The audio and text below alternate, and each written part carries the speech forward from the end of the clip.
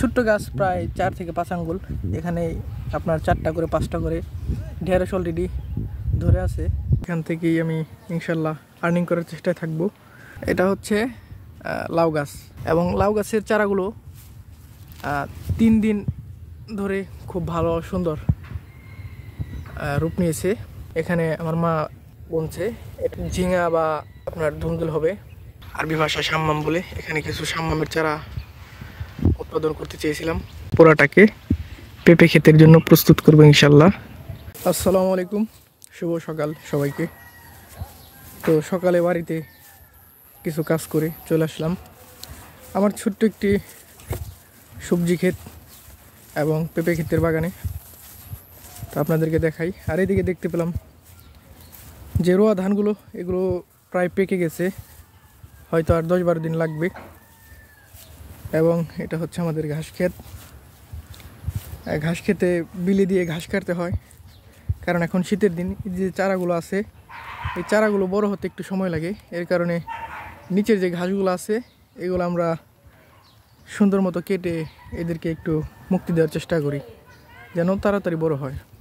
আর এই যে এটা হচ্ছে আমার মূল যে কার্যক্রম, এখান থেকেই আমি ইনশাল্লাহ আর্নিং করার চেষ্টায় থাকব। তো এখানে আমি এক বাড়িতে বাস থাকার পরেও আধুনিকভাবে সুতা দিয়ে জানলা দিয়েছি, কারণ যাতে ক্ষেতের পরিবেশটা নষ্ট না হয় এবং দেখতে যেতে সুন্দর দেখা যায়। বিশাল বড় করে একটি জানলা দিয়েছি, এবং এই জানলার নিচে আবার কিছু কিছু চারা উঠাবো, পেঁপের চারা, বাগুনের চারা, এরকম চারা তুলে আবার বিক্রি করা যাবে, সেরকম সিস্টেমেই তৈরি করেছি। এটা হচ্ছে লাউ গাছ। এই লাউ গাছটা একদম বাড়ির দানা থেকে উৎপাদিত গাছ। এটা প্রথমে ছিল বালতি থেকে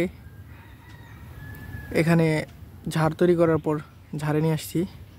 এবং গতকালকে সন্ধ্যার এশারের পরে এই ক্ষেতে থেকে গিয়েছি, কারণ দুপুরবেলা সার দেওয়া যায় না, এবং দুপুরবেলা একটু ব্যস্ত থাকার কারণে।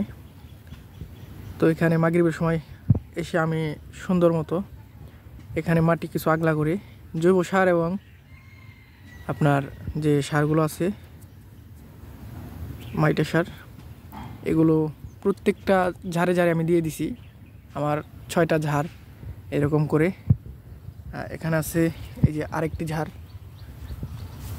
এখানে এইটাও কুদো গাছ, লাউ গাছ খুব ভালো জাতের। এবং লাউ গাছের চারাগুলো 3 দিন ধরে খুব ভালো সুন্দর রূপ নিয়েছে। এবং আপনার এখানে আরেকটি গাছ দিয়েছি। এখানে আমার মা বলছে এটা হলো আপনার ঝিঙা বা আপনার ধুন্দুল হবে, একটা ঝাড়। এটাও সার দিয়েছি গতকালকে। সার পাওয়ার সাথে সাথেই এগুলো তাদের যে সবুজ রূপটা এর আরও বেশি আকৃতিভাবে ধারণ করবে পুরাটা। আর ওই পাশে আছে আমাদের ছিম গাছের ঝাড়। এখন আমরা ছিম গাছের ঝাড়ে যাব। এইখান থেকে প্রায় 15 থেকে 20 হাত ভেন্ডি গাছ লাগানো। এগুলো প্রত্যেকটা গাছে 2-3টা করে ফুল, এবং এই যে ঢেঁড়স ভেন্ডি আসছে। ভেন্ডি গাছগুলো আসলে খুবই সুন্দর। আর এই ভেন্ডি গাছগুলো পেয়েছে আমার বড় ভাই, ব্র্যাক ব্যাংক থেকে এগুলো দিয়েছে। তো আমি প্রথমে ভাবছিলাম সরকারি জিনিসগুলো বেশি ভালো হবে না। তো পরে যখন কিনা গাছগুলো বড় হতে শুরু করে তখনই বুঝতে পারি যে না, সত্যিই খুব ভালো জাতের গাছগুলো। এইগুলো হচ্ছে ছোট থেকেই ফলন দেওয়া শুরু করতেছে। ছোট্ট গাছ প্রায় 4 থেকে 5 আঙ্গুল। এখানে আপনার 4টা করে 5টা করে ঢেঁড়স অলরেডি ধরে আছে। আরেকটি সিম গাছের ঝাড়, এই পাশে 2টা সিম গাছের ঝাড়, ওই পাশে 2টা লাউ গাছের ঝাড়, এবং মাঝখানে থাকবে আরও বিভিন্ন জাতের গাছ ঝাড় থাকবে। তো বৃষ্টি নামলে এই পুরোটার ভিতরে পানি জমে বিধায় এখানে আমি 2 পাশ দিয়ে উঁচু করে মাঝখান দিয়ে নালা কেটে দিয়েছি, যাতে আমি কোনো কিছু উৎপাদিত করলে এখানে পানি জমার সম্ভাবনাটা না থাকে, সেক্ষেত্রে পানি জমলে কিন্তু আমাদের চারাটা মারা যাওয়ার সম্ভাবনা থাকবে, অর্থাৎ আমাদের লসের সম্মুখীন হতে হবে। তো জাংলাটা কিন্তু বেশ বড়, যা এখান থেকে 10 থেকে 15টা পরিবার এখান থেকে সবজি খেতে পারবে। তো সব কিন্তু ইনশাল্লাহ খাওয়া যাবে না। যে টাকা খরচ করছি, আসলে চালান থেকে লস দিয়ে কোনো কিছু করাটা ঠিক না, হোক সেটা যে কোনো ব্যবসায়িক বা যে কোনো উদ্যোক্তা।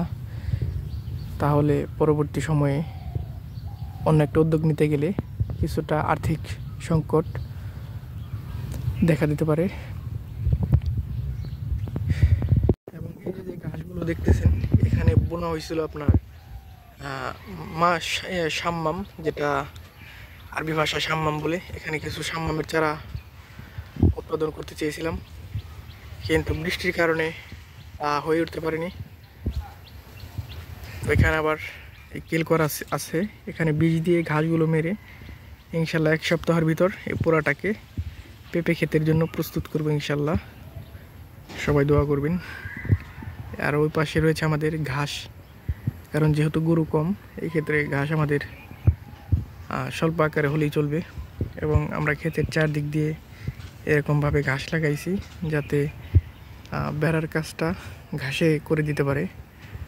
এবং এই জাংলাটা